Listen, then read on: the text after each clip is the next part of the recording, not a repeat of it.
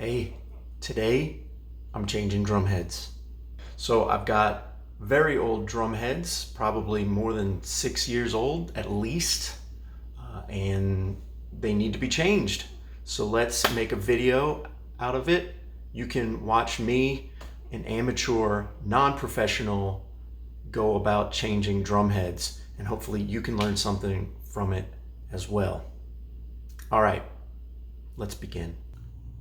All right, so I've decided for this video, I'm going to use my 12-inch rack tom as an example for changing the heads. I'm not gonna go through every single drum. We'll just do this one. I picked this one typically because it gives me the most trouble. It's the one that usually sounds the most dead and is the hardest to tune. So I figure if you can tune a fish, you can tune a 12-inch tom. And if it sounds good, then I've accomplished something. All right, before we do that though, I want to just quickly talk about kind of the physics of what's happening when you hit a drum and what we've got going on at the moment. So let's have a listen. I'm going to hit it a couple of times and then I'll explain what we're hearing.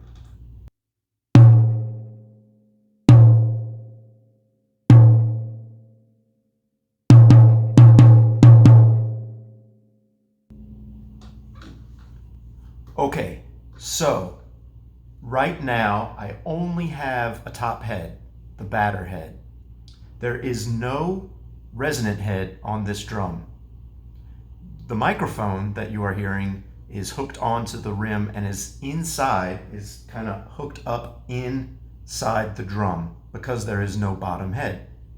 So again, with the physics, what is happening?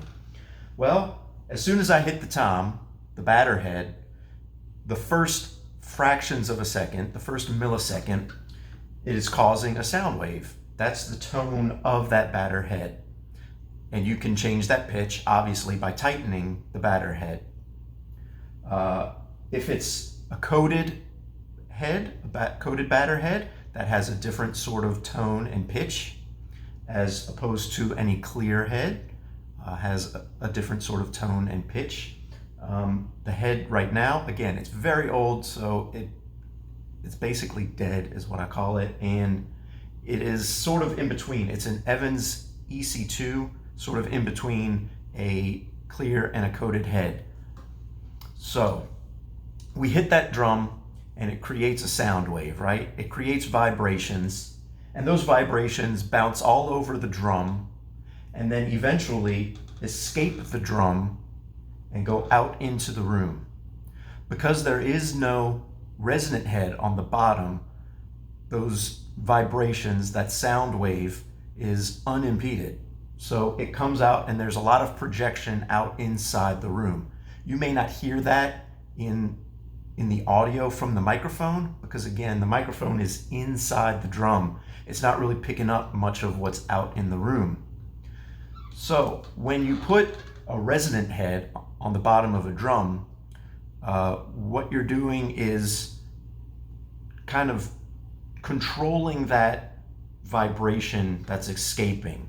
You're keeping those vibrations inside the drum, contained within the drum, if you want to think of it like that. As the initial sound is created and bounces around the drum, it then has to try to escape a bottom head. So the tighter that resonant head is, the harder it is, the more effort, the more power, the more physical movement you would need to get that sound wave to come out of the head. Therefore, the sound bounces around, and as it interacts with that resonant head, it dissipates quicker. Without a head, it's free to go and project and bounce as much as it would normally, and it resonates more. Now, a resonant head causes less resonance, yes, but it also controls the resonance.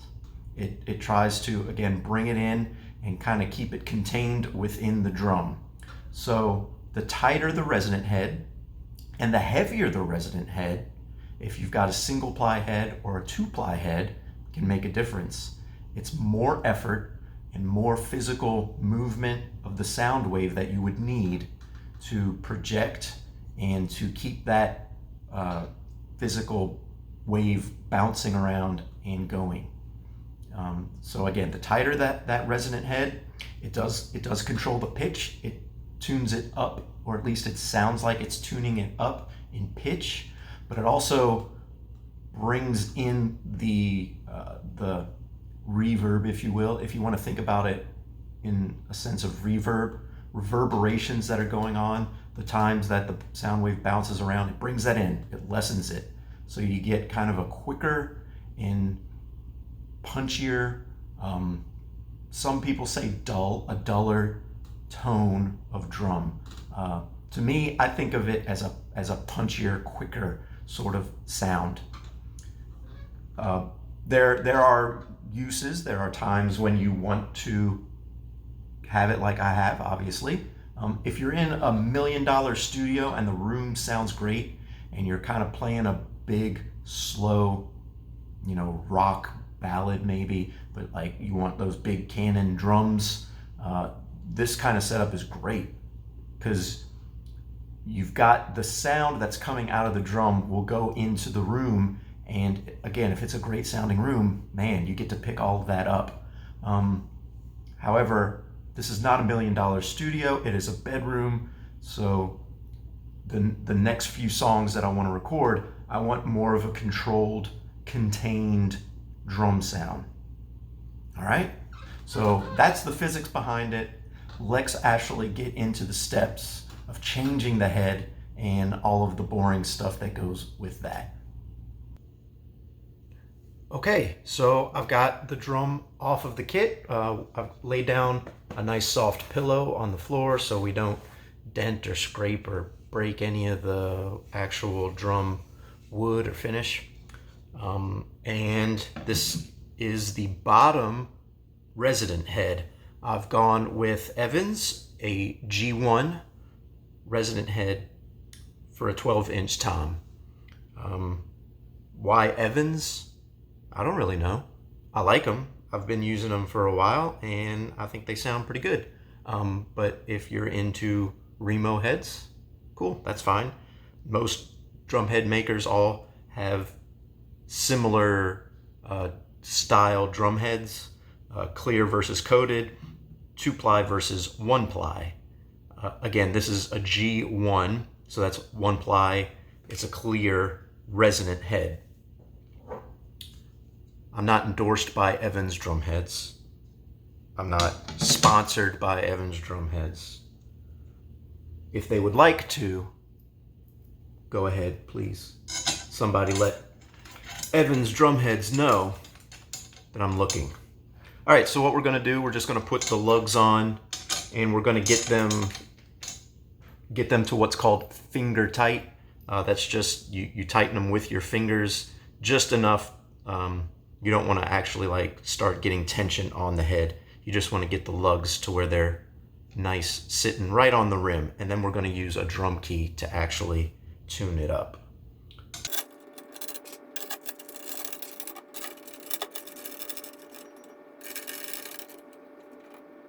Okay, so there we are. The lugs are finger tight. If anyone was thinking about how do you know where to place the head with the logo in the proper spot, it's nice to know that you are just as OCD as I am. What I do is typically each drum has a logo of the manufacturer.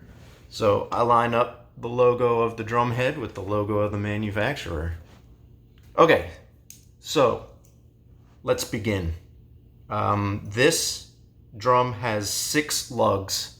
So the typical pattern to tune a drum is you go like across, right, from each other.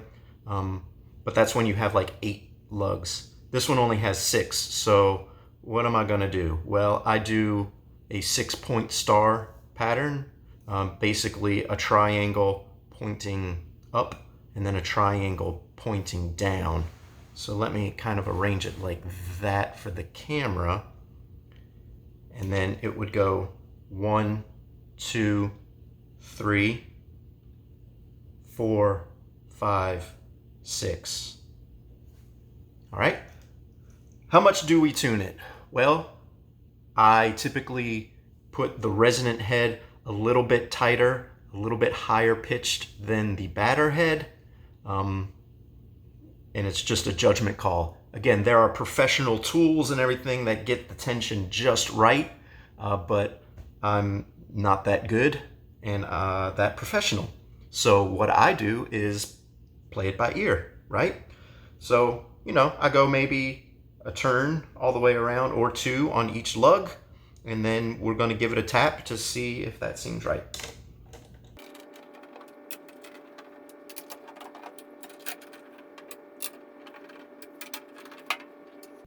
Okay, now, so we've got it a little bit tight, and now I like to just kind of tap on the head right along the rim, and you can kind of hear with your ear what the pitch is, and you just want to make sure that the pitch is close all the way around.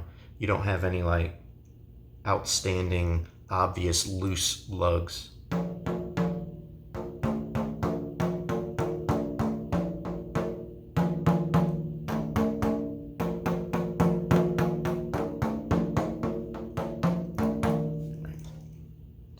This one right here was a little bit lower, so we'll tighten that up. Now overall, it's actually maybe a little bit too low. Again, I like to go a little bit higher with my resonant head, so we'll give it maybe another half a turn on each lug.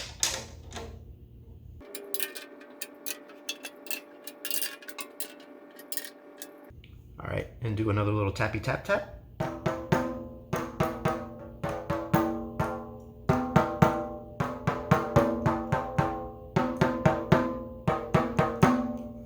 Yeah, and I think that is pretty good. It might actually be just a touch too tight. I might have gone too high, but better safe than sorry. Again, over time, as this head kind of wears in, it'll get looser and looser. So again, in my opinion, better to be a little bit tighter than too loose. Because if you're thinking about the physics of it, I'm trying to control all of that sound. I don't want this resonant head just flapping around. I want it nice and controlled to try to keep that punchy initial attack of the drum confined within the drum itself. Let's flip the drum over, do the same for the top batter head. Okay, now I've flipped the drum over, so we're looking at the top of it. We're going to put on our batter head and tune it to what sounds good. I've wiped out the drum a little bit, cleaned it up, and for all of you drummers in the know, it's got that wonderful smell, that wood smell that comes when you take off the heads of a drum. Excellent. So what type of head am I going to use? On the batter side, I go Evans hydraulic. The hydraulic Evans head is a 2-ply head, so there's 2 layers of plastic, but in between, if you can see, there's like little drops of oil in between the 2 plies of plastic, and that does a good job of controlling it. It's kind of like a muffle.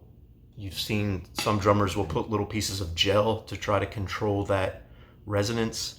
Kind of does the same thing, but within the head itself. These hydraulic heads also last a very long time. They have really good endurance, at least I find that they do. And they're much easier to tune. Again, my drum kit isn't, $1 million drum kit. So these heads, they're no fuss. They're real easy to deal with. I find that they sound good at any pitch. And it's not hard. You don't have to go back and forth and really fuss around with it. So yeah, Evans hydraulic heads. They come in colors too, but I don't like the colored ones. I like the clear ones. For my floor toms, I actually use coated Evans heads, G2 coated on my floor toms. But on the rack toms, I use these clear hydraulic heads. Okay, so as before, let's get the lugs on to a finger tight set. Here we go.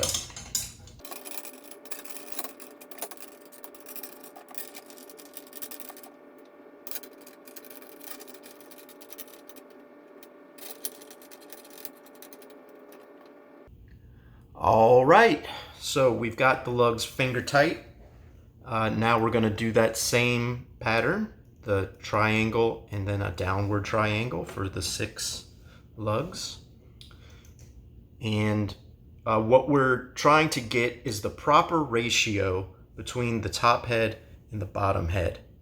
Again, I typically like the bottom heads to be a little bit tighter than the top heads, but there's nothing that says you can't do it the other way around. You can have really tight top heads and looser bottom heads. That works. You just have to experiment if you've never experimented with it before. It all makes a difference, and it's all dependent on a particular ratio of what you're looking for. You want the tone and the vibrating resonance to work in tandem. You want to try to get rid of overtones. So that's like multiple notes, if you will, all resonating right up against each other. You know, as you tighten the head, you'll kind of hear, you can test it and hear those overtones. Typically, you want to get rid of those. But again, there's no set science. If anybody out there is telling you that you have to do it a particular way, they are absolutely wrong. I've just found in my experience, for the type of music I like to play, a tighter resonant head and slightly looser controlled batter head is the trick. All right, so here we go. We went like 2.5 turns on the bottom, so we'll start with maybe just 1 turn, or maybe not, maybe a little bit more on the top.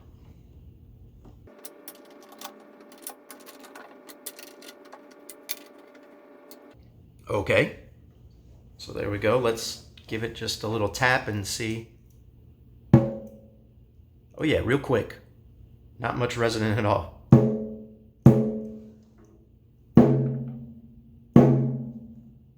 Okay, so I think we can actually go up in pitch just a little bit. Let me flip it over.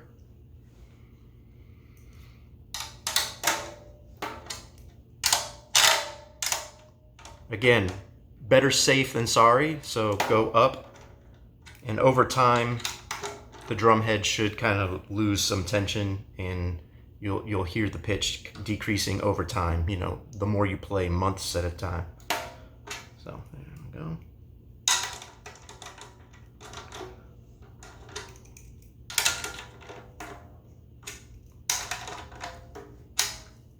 And there's also kind of a feel to it. As you're turning, you can kind of feel the resistance and how much tension there is. So you just try to make that consistent all the way around. Oop, that one's definitely lower.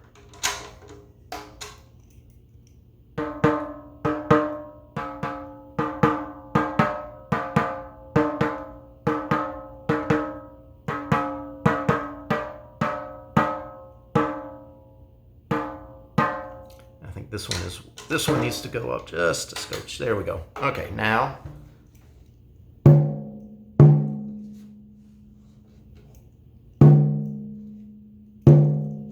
yeah. Maybe just a little bit tighter again on the top.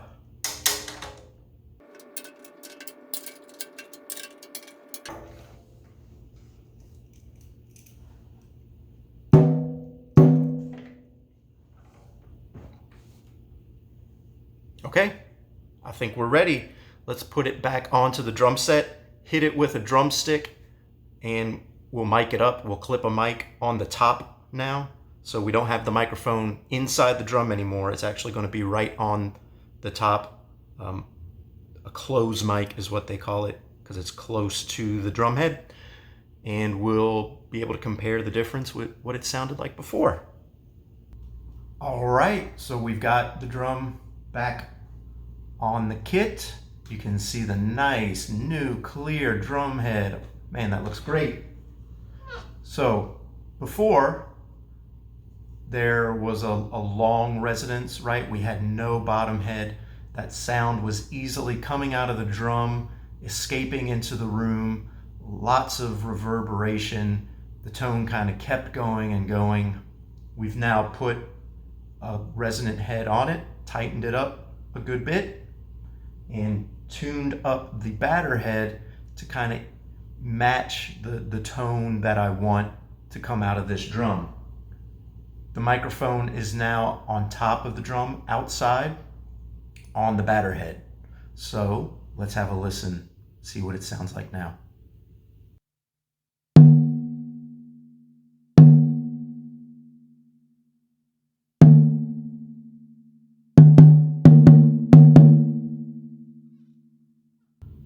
Yeah, there you go. Hopefully you can hear what I'm hearing. One, in the room, there's not much reverberation. You can tell that the sound is really contained within the drum itself. It's much more focused right there on the spot. It also doesn't ring out for as long. It's got much more punch to it. A lot of that initial attack. Boom, boom.